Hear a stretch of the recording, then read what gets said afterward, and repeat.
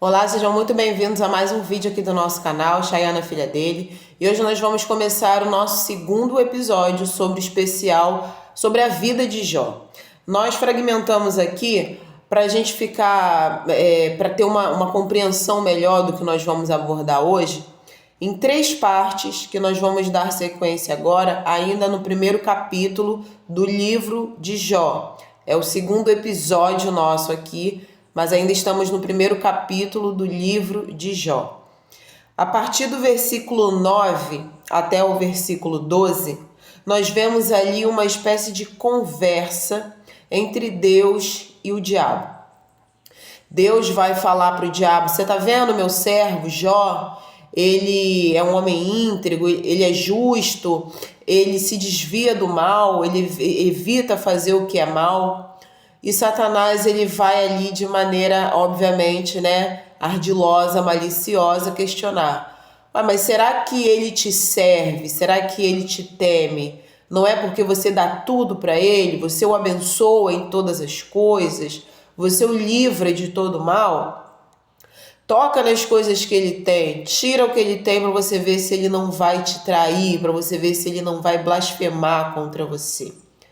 E Deus diz: então faz o seguinte, tudo o que Jó tem está em seu poder, mas nele você não toque. E Satanás vai sair da presença de Deus. A partir do versículo 13 ao versículo 19, nós vamos ver uma sucessão de mais notícias que Jó vai receber.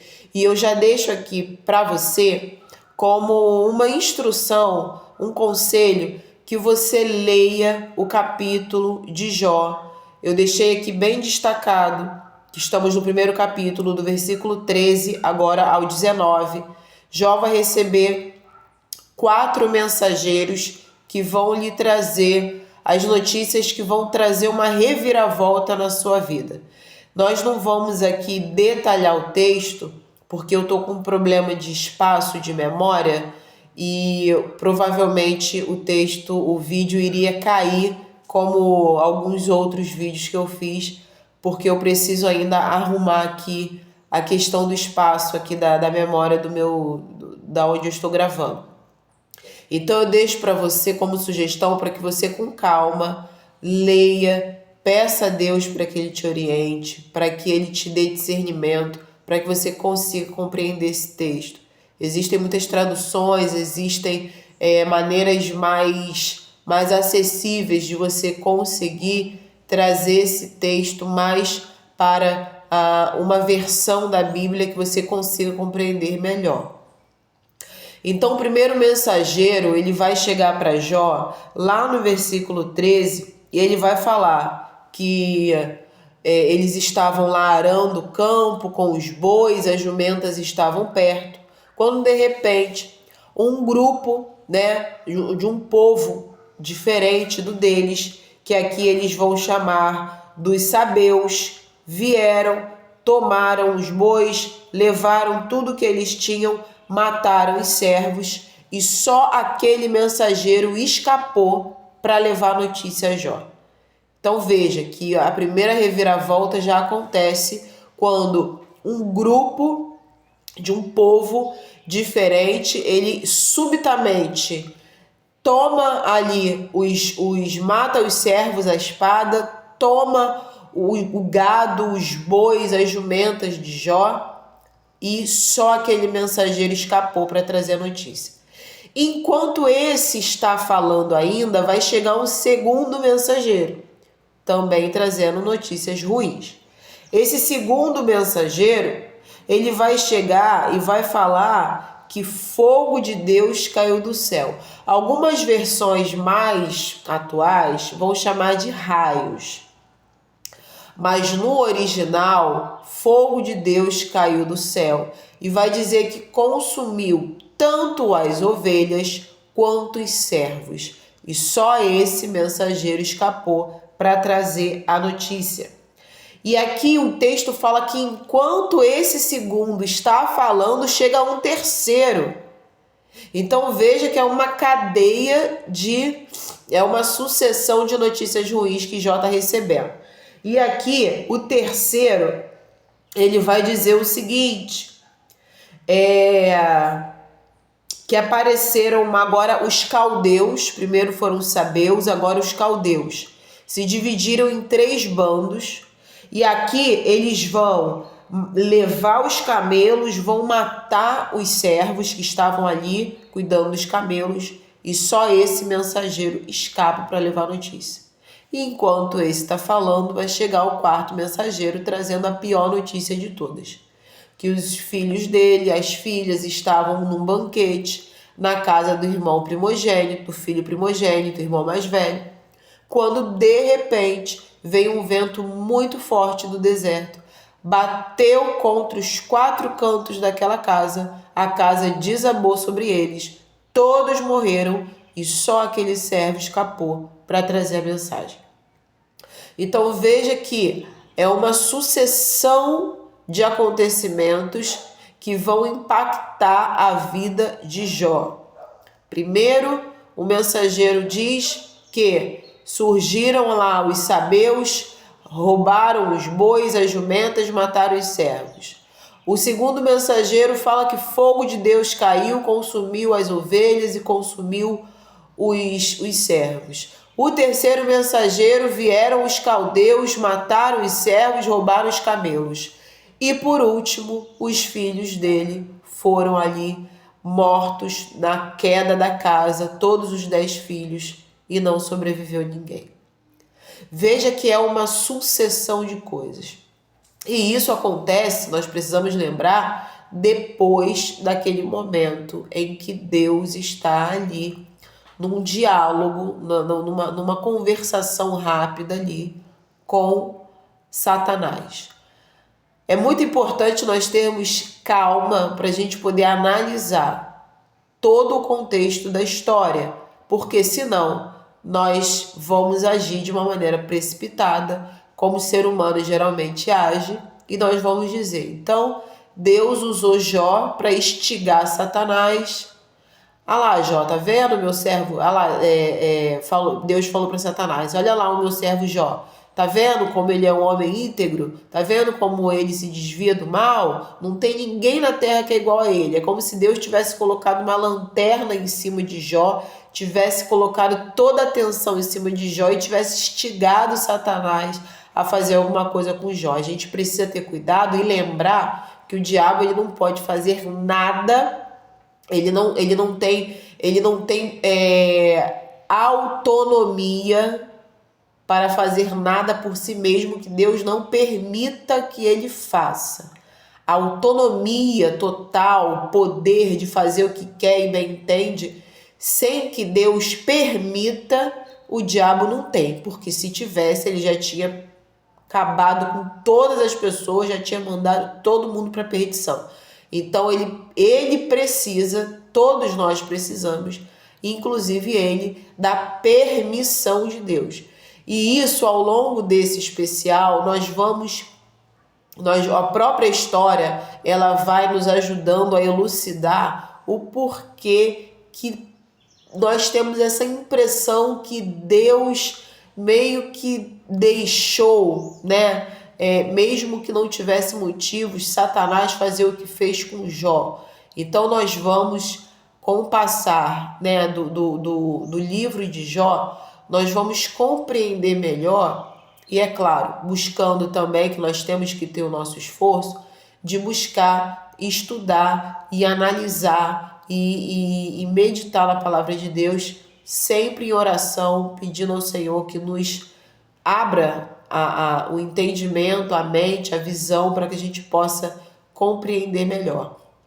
Então, por hora, Jó vai receber essas notícias, esses 4 mensageiros, e logo em seguida, nós vamos ver aqui no versículo 20 e no versículo 21.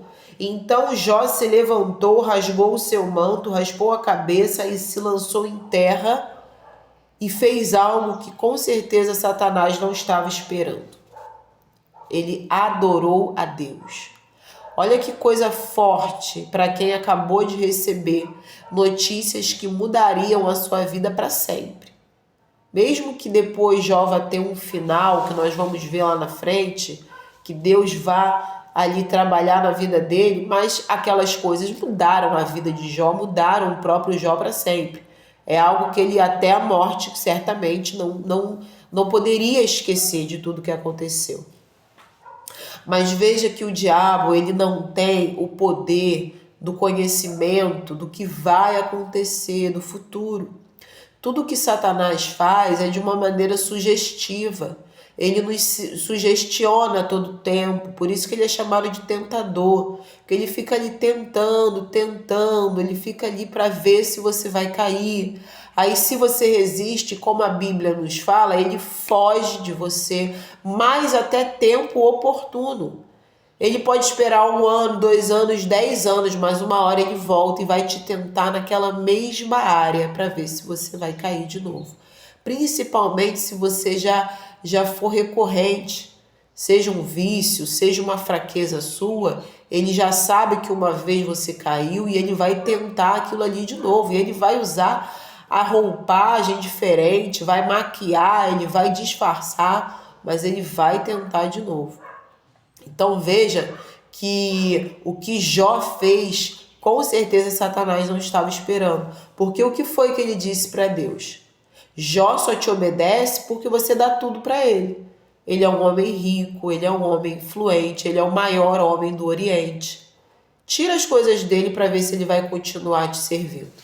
Então, o diabo, o foco dele foram nas bênçãos que Deus dava para Jó. E é interessante a gente analisar que quando Deus vai falar com Satanás, ele fala o seguinte: tudo o que Jó tem está em seu poder, mas nele você não toque. Então veja que Deus está falando tudo o que ele tem. Isso me mostra o quê? Satanás, ele pode até tocar nas coisas que nós temos, mas ele não tem o poder de mudar quem nós somos. Jó continuou fiel, continuou temente a Deus, continuou justo, continuou íntegro. Satanás arrasou com tudo que ele tinha, mas não com o que ele era. E isso é uma lição para mim e que seja uma lição para você também. Deus até pode permitir, pelos motivos dele, que o diabo toque em alguma coisa que nós temos. Pode ser um casamento, pode ser bens financeiros. Deus pode até permitir, mas 2 coisas que a gente tem que aprender. Primeiro, se Deus permitir, não significa que ele te abandonou. Ao mesmo tempo que Deus faz a ferida, ele também cura. Ao mesmo tempo que Deus pode permitir que o diabo toque em alguma coisa que é sua, a partir do momento que Deus falar chega, Deus vai fazer com que aquilo ali acabe e ele vai reformular tudo aquilo que foi destruído na sua vida. E a segunda coisa que a gente tem que entender é que mesmo que Deus permita que o diabo toque em alguma coisa que é nossa, o diabo não pode mudar quem nós somos, a nossa essência. Se você é fiel a Deus, você vai continuar sendo fiel. Se você é justo, vai continuar sendo justo. Se você tem integridade, vai continuar sendo íntegro. E foi nisso que Satanás... um mosquito aqui. E foi nisso que Satanás não se ateve.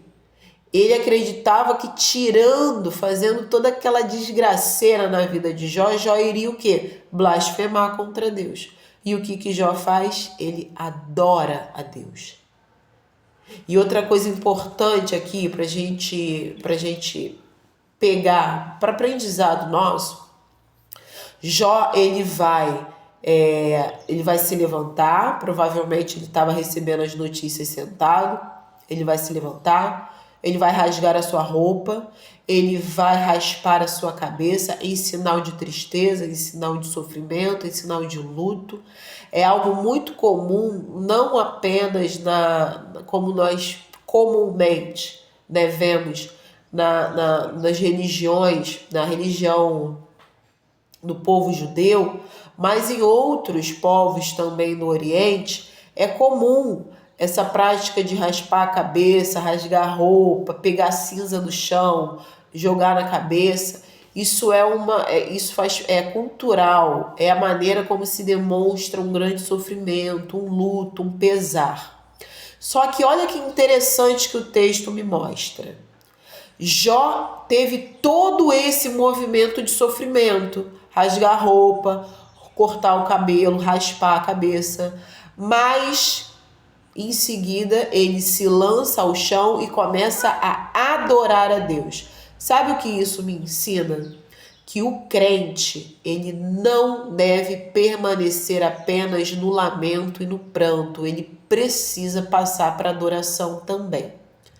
Quando nós estivermos passando por um momento muito duro na vida, muito difícil, é humanamente aceitável, normal e é saudável, precisamos externar aquilo que está nos fazendo mal, colocar para fora.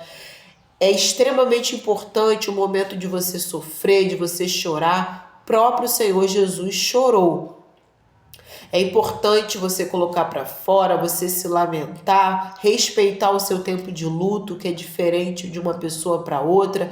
Pode ser o luto pela morte de alguém, pode ser um luto porque um relacionamento amoroso acabou, pode ser o tipo de sofrimento que for. É importante a gente respeitar o tempo de luto. Eu acho muito prejudicial a pessoa que termina um relacionamento hoje e amanhã já está morando com outra pessoa. Usa uma pessoa para esquecer a outra. Está usando uma pessoa, não está respeitando nem a si mesmo, nem aquela pessoa, né? Não respeitou o tempo do luto. Eu acho isso muito prejudicial, mas tem muita gente que faz isso. Então, isso nos mostra a importância de você não permanecer apenas no momento do sofrimento. Tem um momento que a gente precisa subir um degrau, sair do chão, sair do chão, que é o lugar do luto, o lugar que você se joga, que você se derrama, mas chega um momento que é importante a gente subir um degrau e chegar no degrau da adoração. Mesmo que ainda esteja doendo, mesmo que você ainda esteja sofrendo, mesmo que você ainda esteja no processo de luto, no processo de aceitação, você precisa chegar a esse nível de adorar a Deus.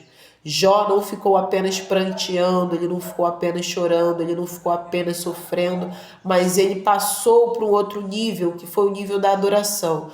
E eu preciso dividir com vocês algo que Deus tem me ensinado cada vez mais. Quando nós cultuamos a Deus, seja na igreja, seja num culto dentro de casa, quando nós adoramos ao Senhor, não é porque Ele precise, é porque a nossa alma se alimenta disso. Deus, ele não tem a necessidade de que você o cultue. Deus, ele não vai enfraquecer, ele não vai deixar de ser Deus, ele não vai se diminuir se você não cultuar. Quem morre é você, quem enfraquece é você, quem diminui é você. Então, quando nós cultuamos, adoramos ao Senhor, não é porque Ele precisa da nossa adoração, é porque nós precisamos adorar a Ele. É porque é com a adoração a Deus que a nossa alma é alimentada, é fortalecida. Quanto mais eu cultuo a Deus, mais forte minha alma se torna. Quanto mais eu adoro a Deus, mais alimentada minha alma se torna. Então nós é que precisamos. E Jó entendia também isso. É claro que a adoração, ela tem esses dois viés. Eu adoro ao meu Deus porque Ele merece, não é porque Ele precisa, não é porque Ele é necessitado, não é porque Ele depende. Eu adoro ao meu Deus porque Ele merece receber adoração, mas eu também adoro ao meu Deus porque a minha alma necessita ser alimentada através da adoração. Então, nós aprendemos aqui com Jó que o diabo ele pode até tocar em coisas que Deus nos deu, mas ele não tem poder para mudar quem nós somos. Então, nós precisamos refletir. Nos nossos momentos de provação, nós estamos conseguindo nos manter quem nós somos? Íntegro, uma pessoa justa, uma pessoa temente a Deus, uma pessoa que tem fé em Deus. uma pessoa que evangeliza os outros, uma pessoa que adora o Senhor, você tem conseguido se manter ou você tem permitido que o inimigo, quando ele toca nas suas coisas, ele acaba também mudando a sua personalidade, a sua maneira de agir? Jó nos mostra aqui que é humanamente possível passar por coisas duríssimas, ser atacado de maneira covarde pelo inimigo e não ter a sua essência abalada, não ter a sua verdade tocada. O inimigo, ele pode tocar no que é seu, se Deus permitir, mas ele não pode mudar quem você é. Então, lembre-se disso e lembre a maneira como Jó lidou com o sofrimento. Ele se respeitou, ele respeitou a dor que estava sentindo, ele respeitou o momento que estava passando, ele raspou a cabeça, ele rasgou a roupa, mas ele se jogou no chão e começou a adorar a Deus. Aquilo foi o alimentando. E Jó diz aqui, no versículo 21, algo lindo para a gente finalizar. Jó vai dizer: nu saí do ventre da minha mãe e nu voltarei. O Senhor o deu e o Senhor o tomou. Bendito seja o nome do Senhor. Jó tinha a compreensão de que tudo que acontece na vida, no mundo, é com a permissão de Deus. Nem sempre é com a vontade, com o gosto de Deus. Deus não gosta que ninguém morra, que ninguém sofra. Deus não gosta de guerras, mas Deus, ele permite muitas coisas e por motivos diversos. Então veja que Jó, ele não permitiu que o inimigo mudasse quem ele é.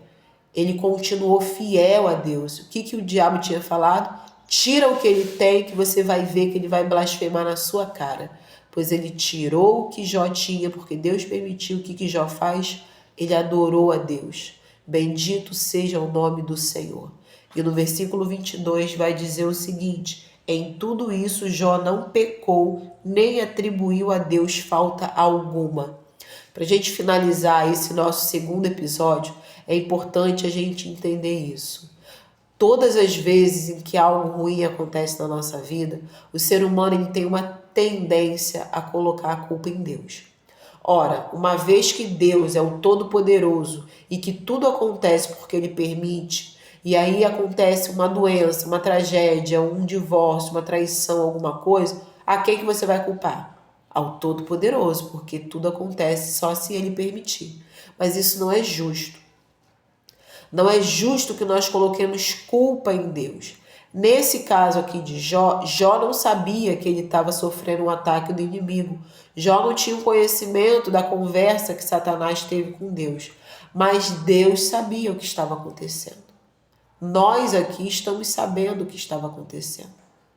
E nem assim, sem saber, sem ter respostas, Jó colocou a culpa de Deus. E o texto vai dizer: em nada disso Jó pecou, nem colocou culpa em Deus, nem atribuiu a Deus alguma falta dele. Nós temos esse hábito, nós precisamos tomar muito cuidado com isso. Quando alguma coisa ruim acontece na sua vida, você coloca a culpa em Deus. O ser humano tem essa tendência, algo ruim acontece, a gente já vai colocando a culpa em Deus. E muitas das vezes a culpa é nossa. Outras vezes é uma obra do inimigo. E Deus está permitindo, talvez, em alguns casos, porque você não busca a proteção de Deus, você não quer um relacionamento com Deus. Então, como nós já falamos aqui em outras pregações, o ser humano ele é uma casa, ele é uma habitação. Se ele não é habitado pelo Espírito Santo de Deus, ele vai ser habitado pelo diabo, vai ser habitado por espíritos ruins. O ser humano não fica vazio, sem ocupação. Então, se você não se enche de Deus, você vai ser cheio do diabo, não tem como. Então, talvez Deus esteja permitindo que o inimigo faça algo na sua vida porque você não tem aliança com Deus, você não busca Deus. Quem não está comigo, está contra mim. Então, entenda que Jó ele nos mostra, ele nos ensina coisas preciosas. O inimigo ele não pode mudar quem você é. Você não pode permitir que ele mude quem você é, mesmo que ele venha atacar a sua vida em alguma área.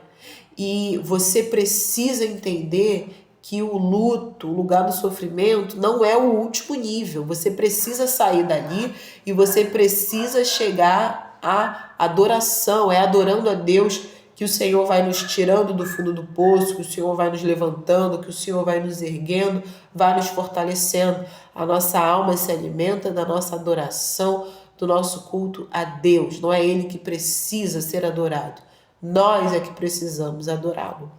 E por último, para reforçar, Jó reconhece que todas as coisas acontecem pela permissão de Deus. Ele entendeu ali que eu nasci nu sem nada e eu vou morrer e sair desse mundo, não vou levar nada. Ou seja, ele reconhece que tudo que ele tem vem de Deus, porque ele veio sem nada e vai sair sem nada. E ele vai dizer, Deus deu e Deus tomou. Ele reconhece a justiça de Deus. Ele reconhece o direito de Deus. Foi Deus que me deu, ele pode tirar. Ele tem direito. E ele vai dizer, bendito seja o nome do Senhor. E ele vai conseguir, no meio de todo aquele sofrimento, bendizer o nome de Deus. Você tem conseguido bendizer o nome de Deus no meio do seu sofrimento? Você tem conseguido reconhecer que Deus tem o direito quando Ele dá e quando Ele tira? Você tem conseguido reconhecer que, mesmo no meio do sofrimento, você também precisa adorar a Deus? É isso que vai fortalecer a sua alma? Nós temos muito a aprender com Jó.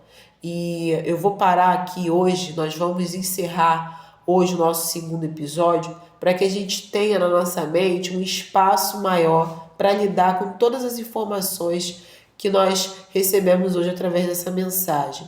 E eu reforço a você a importância de você também buscar meditar nesse texto do primeiro capítulo de Jó. Nós paramos hoje no versículo 22, para que você compreenda de maneira mais profunda como que essas coisas vão se dar e principalmente qual vai ser a postura de Jó em relação a isso. Nós conhecemos muito de uma pessoa no momento em que está tudo bem na vida dela, mas nós conhecemos ainda mais uma pessoa no momento em que tudo vai mal na vida dela. Então, que Deus te abençoe. Eu peço que você compartilhe esse vídeo para você ajudar a divulgar o nosso especial aqui, para que outras pessoas também sejam abençoadas. Que você se inscreva aí no nosso canal, ative o sino de notificações para você ser avisado dos nossos próximos vídeos, o próximo episódio que faremos no especial de Jó. Curta os nossos vídeos. Nós estamos aqui para levar a palavra de Deus, para abençoar as pessoas. E isso também passa através das suas mãos, do seu clique. Então, que você compartilhe, curta e que Deus te abençoe. E nos vemos no próximo vídeo, se Deus permitir.